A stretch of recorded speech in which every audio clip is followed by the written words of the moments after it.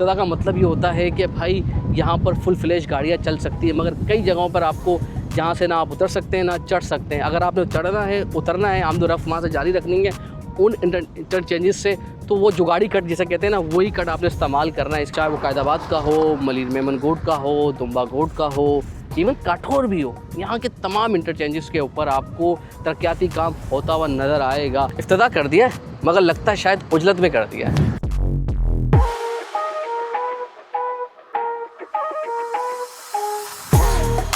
Fire brigade की गाड़ियाँ भी खड़ी हुई हैं, खुदा ना खास्ता कोई इमरजेंसी की सूरत में आपको यहाँ पर रेस्क्यू के अमला भी बैठा हुआ है 1112 का, ये अच्छी चीज़ है। जगह जगह ना आपको पुलिस वाले नज़र आएंगे सिक्योरिटी देते हुए।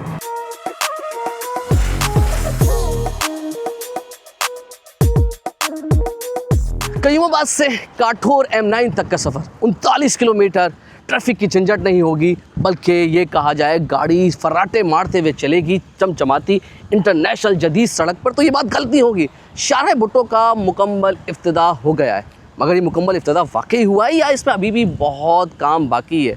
ये कहा जाए कि मीडिया को दिखाने के लिए कई इंटरचेंज बनने से पहले इन्होंने इफ्तिदा कर दिया है, क्योंकि कई सारी जगहों पर अभी तक इंटरचेंज बने नहीं हैं। तो आज हम शाहराह भुट्टो को मुकम्मल तौर पर देखने वाले हैं कि कहाँ पर मुकम्मल काम हो चुका है और कहाँ पर उजलत में इफ्तिदा कर दिया गया है। सफ़र शुरू कर रहे हैं शाहराह भुट्टो का कयूमाबाद से काठौर तक। आइए आपको दिखाते हैं। और हाँ, सबसे बढ़कर टूल टैक्स में भी सुना है इजाफा हो गया है। अच्छा जी, कमोबेश यहाँ से कहा जा रहा था कि 6000 गाड़ियाँ, छोटी बड़ी गाड़ियाँ जिसमें कमर्शियल नॉन कमर्शियल रोज़ाना गुजरेगी, मगर ये इतना कामयाब प्रोजेक्ट हुआ है क्योंकि तीसरा फेज़ अब खुला है काठौर तक। इससे पहले तक तो ये कायदाबाद तक ही था, मगर तब भी 18,000 से 20,000 रोज़ाना यौमिया गाड़ियाँ जा रही थी। तो अब ये 30 से 40,000 गाड़ी हो जाएंगी। खुसूसन ये जो टैंकर है ना, बड़े बड़े ये इनसे जान छूट जाएगी। बड़ी बड़ी जो हैवी गाड़ियाँ हैं वो शहर में आएंगी ही नहीं। तो भाई फ़ायदे तो बहुत है इसके, इसमें तो कोई शक ही नहीं है। चलें जी, पहला इंटरचेंज आ गया है कयूमाबाद का और अभी हम बताएंगे कि हमने इनको जाना है काठौर तक। अस्सलाम वालेकुम भाईजान, कैसे हैं सर? काठौर जाना है सर, कितना है टूल ले? काठौर सो गई है, 200 नहीं है? अच्छा, वीडियो देख के इसलिए कर दिया, ये पक्का सोई है, 200 हो गया यार। ये 300 मीटर के बाद आपको इंटरचेंज नज़र आएगा शाह फैसल कॉलोनी का। ये पहला इंटरचेंज कहलाता है कयूमाबाद के बाद और ये मुकम्मल इंटरचेंज है, यानी यहाँ से आप उतर भी सकते हैं और चढ़ भी सकते हैं दोनों तरफ में। अच्छी बात ये है कि देखें शाह फैसल कॉलोनी में जब आप चढ़ते हैं इंटरचेंज के लिए कायदाबाद की तरफ रुख होता है आपका, यहाँ पर फायर ब्रिगेड की गाड़ियाँ भी खड़ी हुई हैं। खुदा ना खास्ता कोई इमरजेंसी की सूरत में आपको यहाँ पर रेस्क्यू के अमला भी बैठा हुआ है 1112 का, ये अच्छी चीज़ है। और ये टूल है पहला, यानी अगर आप शाह फैसल से आते हैं तो ये इंटरचेंज बनेगा, ये मुकम्मल इंटरचेंज है, बाकी सारे नामुकम्मल है। रेस्क्यू 122 के अहलकार भी खड़े हैं, गाड़ियाँ खड़ी हुई फायर ब्रिगेड की। खुदा ना खास्ता कोई हादसा हो तो उनको फौरी तिब्बी इमदाद दी जा सके। आगे बढ़ते कायदाबाद की तरफ, वहाँ का भी दिखाते हैं कि इंटरचेंज मुकम्मल हुआ या नहीं हुआ।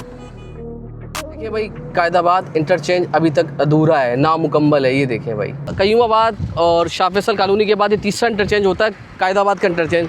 अच्छा, कयूमाबाद का इंटरचेंज क्योंकि दूसरे फेज़ में, यानी पहले फेज़ में खुला था तो वो तो मुकम्मल है, दूसरे फेज़ में कायदाबाद तक खुला है, मगर कायदाबाद का इंटरचेंज अभी तक नामुकम्मल है, यानी ये दूसरा फेज़ खुला हुआ है, इसको 1 साल होने वाला है। ये पिछली बकरा ईद पे खुला था, तकरीबन 1 साल होने के बाद भी इसके इंटरचेंज मुकम्मल नहीं हुए। ये कायदाबाद का ब्रिज है, मुर्गी खाना ब्रिज। कायदाबाद से आ रहे हैं आप चढ़ सकते हैं, और अगर आप कयूमाबाद से आ रहे हैं तो आपको दिखाया कि वहाँ से आप उतर सकते हैं। मगर अगर आपने मलीर से आना है तो आपको चढ़ना नहीं पड़ेगा, आपको कायदाबाद से घूमना पड़ेगा। वो किस तरीके से घूम सकते हैं उसका हमने लिंक दिया, उसको जोड़ते हैं साथ, ताकि आपको जर्नी समझ में आए कि अगर आप मलीर शाह फैसल से आ रहे हैं तो किस तरीके से आपको इंटरचेंज पे चढ़ना पड़ेगा, और उसके लिए फिर आपको घूमकर रॉन्ग टर्न लेना पड़ेगा अगर आपने काठौर की तरफ जाना है। अगर आप मलीर 15 से आ रहे हैं, दिखाते हैं आपको तरीक़ेकार क्या है वो। कायदाबाद से यू टर्न लेकर आना पड़ेगा, 700 मीटर का बनता है ये, और इस पर चढ़ाई नहीं है अभी बिल्कुल भी।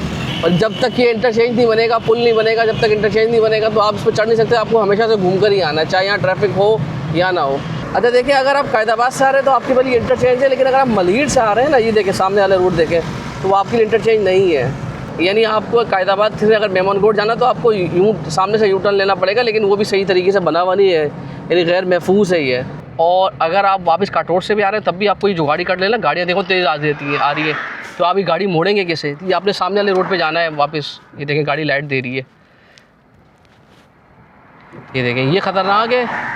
ये देखें ये फास्ट ट्रैक पर, हाँ सही बात है। ये देखें ये घूमेंगे, अब आपने ये या तो आप यहाँ से जा सकते हैं मेमनकोट वापस, और अगर आपने मलिर की तरफ उतरना है तो आप ऐसे उतरेंगे। ईमानदारी की बात कहें कि फ़ास्ट ट्रैक पर वो ना ज़िंदगी को ख़तरे में डालने वाली बात है ये, क्योंकि लोगों ने कट तो लेना होगा ना, और क्योंकि जहाँ से सफ़र कर रहे हैं शारा भुट्टो पे, जिसका नाम पुराना मलिर एक्सप्रेसवे भी था, मगर खैर नाम से तब्दीली से कोई फ़र्क नहीं पड़ता। मगर भाई ये जो चीज़ें बन रही है ना वो बना दें इंटरचेंज। चलो आगे आप बढ़ते हैं मेमनकोट की तरफ, वो भी दिखाते हैं आपको कि वहाँ पर भी जुगाड़ी कट है या वहाँ पर प्रॉपर इंटरचेंज बन चुका है। पहुँच गए मेमनकोट, सामने आपको मेमनकोट भी नज़र आ रहा है, ये देखें वहाँ पर मेमनकोट, और ये मेमनकोट का इंटरचेंज आ गया है। तो इसकी आपको अपडेट देते हैं कि भाई मेमनकोट का इंटरचेंज बना है या नहीं। आ गया, क्योंकि लोग कह रहे हैं कि अभी भी अधूरा है, ना मुकम्मल है, तो चल के दिखाते हैं आपको। ये गाड़ी की स्पीड आपने 100 रखनी है, और इसी तरीके से अगर बड़ी गाड़ी होगी तो उसकी स्पीड हद रफ्तार 90 किलोमीटर तक हो सकती है। पीछे आपको नज़र आ रहा है ये मेमनकोट का इंटरचेंज है। अच्छा, यहाँ से क्या, जब आप आ रहे हैं ना कायदाबाद से कईमाबाद से, तो यहाँ पर इंटरचेंज ये यानी अगर सड़क की बात की जाए तो स्ट्रक्चर बन चुका है, मगर जो टूल है उससे आगे की सड़क है वो नामुकम्मल है। तो उसकी वजह से यानी इसे हम यही कहेंगे भाई नामुकम्मल इंटरचेंज। ये तो नहीं कह सकते कि भाई टूल नहीं बना या वहाँ की सड़क नहीं बनी, थोड़ा सा आपने सड़क बना दी। तो ऐसा नहीं है कि गाड़ियाँ आ रही हैं नहीं जा रही, आ रही जा रही, बिल्कुल आ रही जा रही हैं, मगर वो जुगाड़ी कट से जा रही हैं। यानी कोई भी सड़क ऐसी नहीं है कि वहाँ से गाड़ी गुजर सके।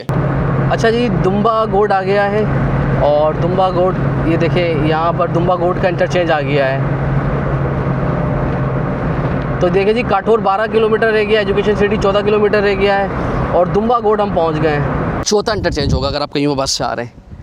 शाफिसल कॉलोनी वो मुकम्मल है, कायदाबाद 1 साल पहले बन चुका था, फ़ेज़ 2 में वहाँ तक गाड़ियाँ जा रही थी, मगर वो उसका इंटरचेंज अभी तक कंप्लीट नहीं हुआ, टूल बूथ नहीं लगे। एक तरफ की सड़क बनी है, यानी एक तरफ से आप चढ़ सकते हैं, एक तरफ से उतर सकते हैं, लेकिन दूसरा नहीं बना अभी तक। तीसरा मेमनकोट, उसका हाल आपने देख लिया, वहाँ पर टूल बहुत बन गए, मगर सड़क काफ़ी टाइम है, यानी वहाँ पर भी अभी भी आपको महीना लग सकता है, 15 दिन तो एटलीस्ट लगेंगे। ये सड़क है दुम्बा गोड की, यहाँ इंटरचेंज है, और ये तो मुझे ऐसा लग रहा है क्योंकि सामने ब्रिज भी बनना है, क्योंकि अगर किसी ने दूसरी तरफ वापस जाना है घूमने के लिए, यू टर्न लेना है, तो तकरीबन यहाँ मुझे 2 से 3 महीने मज़ीद काम रहता हुआ नज़र आता है। अब इफ्तिताह कर दिया बिलावल साहब ने इफ्तिताह कर दिया। यकीनन आप कईमाबाद से सीधा काठौर तक जा सकते हैं, मगर जो इंटरचेंज है वो मुकम्मल नहीं हो, तो इसको हम मुकम्मल इफ्तिताह तो नहीं कह सकते ना, अधूरा इफ्तिताह किया है इन्होंने। रास्ते में आपको पुलिस की चौकियों के साथ साथ आपको ना पेट्रोलिंग पे गाड़ी भी नज़र आ रही है, और हेल्पलाइन है इनकी 1122। अच्छा सर, कुछ भी हो इस लाइन पे आ जाए गाड़ी आ जाएगी? बिल्कुल आ जाएगी, बिल्कुल आ जाएगी। आपको फौरी तौर पे आपको हर 10 से 15 किलोमीटर में एक गाड़ी मिलेगी आपको। ज़बरदस्त, थैंक यू सो मच। अच्छा भाई, 100 की स्पीड रखनी है आपने, इससे ऊपर नहीं जाना, वरना कैमरे यहाँ लगे हुए, आपका चालान हो जाएगा। और सड़क की तामीरात बहुत अच्छी है, इसमें कोई शक ही नहीं है यार, मतलब बेहतरीन किस्म का आप ये कह सकते हो कि बेहतरीन किस्म की ये सड़क बनी हुई है, गाड़ी बहुत स्मूथली चलती है। हमारी छोटी गाड़ी है, मगर फिर भी 100 में पता नहीं चल रहा। और जी फाइनली हम पहुँच गए हैं जी काठौर, ये सामने आपको इंटरचेंज, फाइनल इंटरचेंज नज़र आ रहा है। तो जी फाइनली हम काठौर पहुँच गए। अच्छा, हमने जब कईमाबाद से चढ़े थे उन्होंने 100 रुपये की पर्ची दी थी, हमें लगा था 200 रुपये लेंगे। मेरा ख्याल है यहाँ पर भी टूल लिया जाएगा। देखिए, या तो पर्ची दे रहे हैं, आप पर्ची दे रहे हैं यहाँ पर पर्ची दे रहे हैं। यहाँ से कईमाबाद का कितना टूल है? 100 रुपये ही है। अच्छा भाई, देखिए ये हमने कंफर्म किया है, जो लोग कह रहे थे 200 रुपये, नहीं भाई टूल नहीं बढ़ा है, टूल 100 रुपये ही है, और सिर्फ पर्ची ली है। ये देखें क्रॉस मार दिया इस पर्ची पे यार, हमें पहले लगा था नहीं यार ये टूल बढ़ गया, टूल नहीं बढ़ा। भाई देखिए, जो ईमानदारी की बात है, अभी तक जो हमने आगे देखा है कि टूल हमें बढ़ता हुआ नज़र नहीं आया। मगर भाई काठौर वाला भी इंटरचेंज कंप्लीट नहीं हुआ। ये देखें सड़क देखें, टूल सारे बंद हैं, एक आध टूल चल रहा है जिस पर लाइन लग रही है। अकब में पीछे बहरिया टाउन नज़र आ रहा है, और फाइनली हम मतलब मैं कहूँगा सफ़र तो बहुत शानदार जानदार था।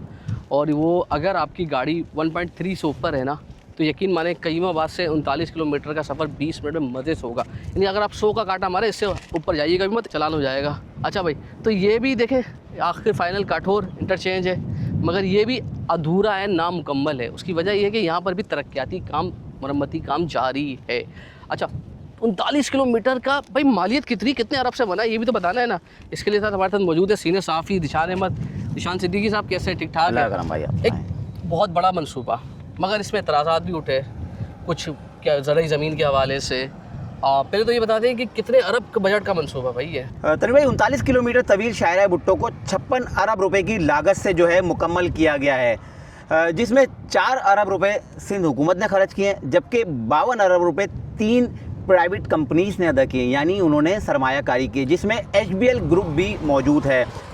सही, HBL ग्रुप मौजूद है, मतलब माशाल्लाह। यानी आप कह रहे हैं कि सिर्फ 4 अरब रुपए सिंध हुकूमत ने लगाया, बाकी प्राइवेट पार्टनर्स ने लगाया, यानी पब्लिक पार्टनरशिप के तहत, पब्लिक प्राइवेट पार्टनरशिप के तहत, यानी तकरीबन यानी 90% उनका हिस्सा है इसके अंदर। तो इसमें ये भी कहा जा रहा है कि जो टूल है 25 साल तक भी वो पब्लिक प्राइवेट पार्टनरशिप के तहत वही वसूल करेंगे जिन्होंने 52 अरब भी लगाए। जी, 25 साल तक जिन्होंने इसकी सरमायाकारी की है, इसकी तज़यीन और आइश, इसकी देखभाल की जिम्मेदारी उन 3 जो प्राइवेट पार्टनर्स हैं, प्राइवेट कंपनीज कह लें आप, उनके ज़िम्मे 25 साल तक वो इसकी निगरानी करेंगे। एक एग्रीमेंट के तहत, एक मुआहदे के तहत 25 साल तक का उनसे मुआहदा किया गया कि 25 साल तक वो जो उन्होंने जो सरमायाकारी की उसका प्रॉफिट बाकायदा उनको अदा किया जाएगा।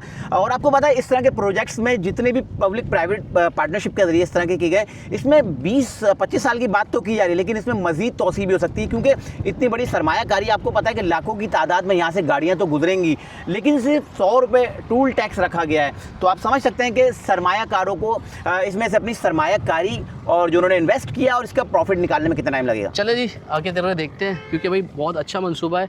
और वाकई ये एक जो बात कही जा रही थी कि टूल भी बढ़ा दिया, वो टूल नहीं बढ़ा। और निशान भाई भी बता रहे थे कि जिस तरीके से भाई देखिए, जिसने इन्वेस्टमेंट की वो अपना सरमाया तो वसूल करेगा। अच्छा, एक एतराज़ था कि भाई अतराफ़ की जो ज़मीनें हैं, क्योंकि बारिश होती है, काठोर से पानी आता है, मोल नदी से पानी आता है, उस पानी की रसाई समंदर बुद्ध करने के लिए उसकी रसाई मुमकिन नहीं हो पा रही थी, ज़रा ज़मीन को नुकसान पहुंच रहा था। तो ये मसला हल हो गया है और अतराफ़ में काफ़ी ज़रा ज़मीन आपको हरियाली नज़र आएगी। मगर उसके साथ साथ ये भी आपको सोचना चाहिए यहाँ के जितने भी लोग हैं कि यहाँ पर जो ख़ास तौर पे जो जिस तरीके से हाउसिंग स्कीम्स आ रही है ना भाई, हमारा मलीर बड़ा हरा भरा है, तो इस पर ज़रा हुकूमत सिंध को कंट्रोल करना चाहिए। क्योंकि अगर सारी हाउसिंग स्कीम आ जाएगी ना, पूरा कराची वैसे ही, वो कहते हैं ना कि वाइट नज़र आता है ऊपर से, उसकी वजह ये कंक्रीट का जाल नज़र आता है, हरियाली नज़र नहीं आती।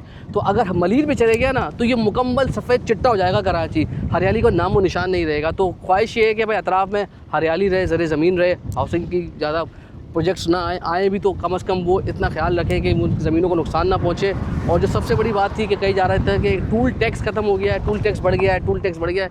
भाई अभी तक हम आए, हमसे सिर्फ 100 रुपये लिए कयूमाबाद से यहाँ तक, और अगर ये 200 रुपये भी हो, ईमानदारी की बात है, कोई मसला नहीं है। क्योंकि आपका हैदराबाद का सफ़र ना 1.5 घंटे से भी कम में रह गया। अगर आप DHA से जा रहे हैं या कयूमाबाद कोरंगी से जा रहे हैं, एक चीज़ जो अभी तक अधूरी है वो है इंटरचेंजेस, चाहे वो कायदाबाद का हो, मलीर मेमन गोड का हो, दुम्बा गोड का हो, इवन काठौर भी हो, यहाँ के तमाम इंटरचेंजेस के ऊपर आपको तरक्याती काम होता हुआ नज़र आएगा।